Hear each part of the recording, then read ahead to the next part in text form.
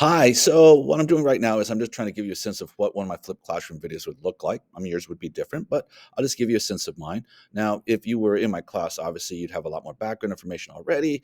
You'd be doing this at home or on the bus, whatever. You'd be taking notes on your iPad. But let's just give it a try, see if it works. Okay. So in this screencast, we're going to talk about how to find the average velocity, final velocity, and acceleration of an object in motion.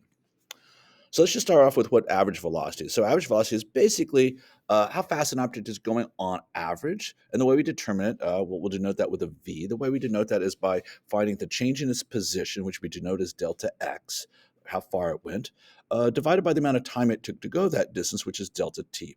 Now, it's worth noting that I will skip this part about velocity vectors. You don't need to know about vectors for this lesson here.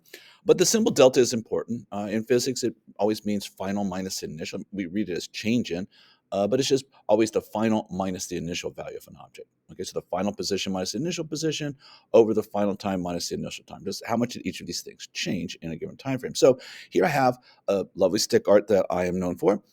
We have a very thin person here looking at her wristwatch, and she's noting the time when this particular vehicle is 15 meters away from her. So that's when she starts her watch or stopwatch. And then when she stops it 2 seconds later, the car is 35 meters away from her. So we just want to find the car's average velocity. So remember, we just say velocity is equal to the change in position over the change in time, and change is always final minus initial. So therefore, I was substituting the values. So the final position of the car was 35 meters away from her, and its initial position was 15 meters away from her. The final time was 2 seconds, and then the initial time was 0 seconds because that's when she started.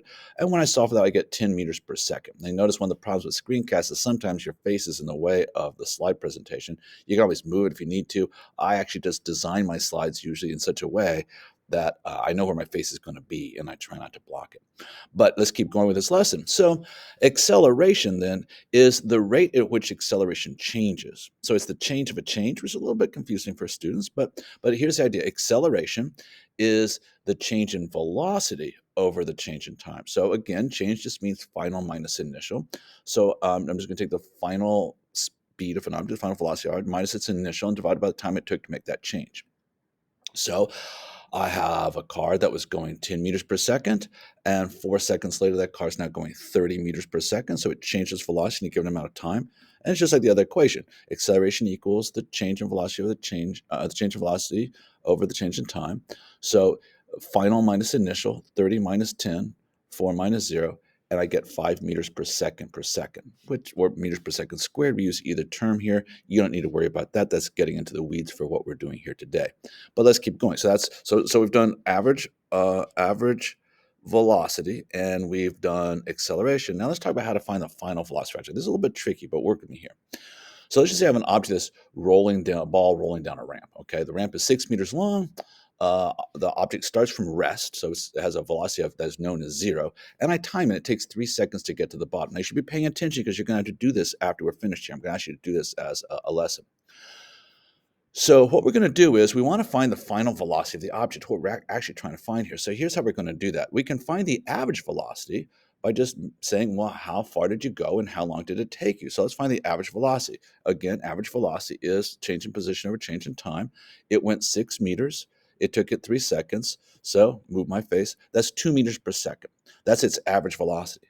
Now, here's a cool little trick we're going to do. We say, well, guess what? Average of two things is just thing 1 plus thing 2 divided by 2, right? So what I can say then is, well, here's its thing 1.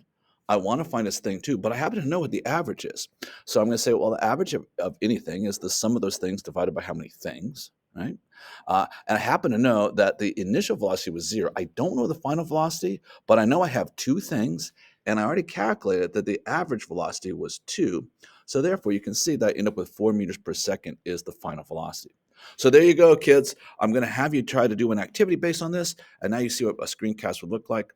Just so you know, it took me several attempts to do this. I screwed up a few times, and now I got to see if it's actually going to load up, and then I've got to make a YouTube video. It does take time, but trust me, it is so worth it. I mean, when you have these put together, the students love them, and you have so much more time to work in class with your students. Thanks for watching.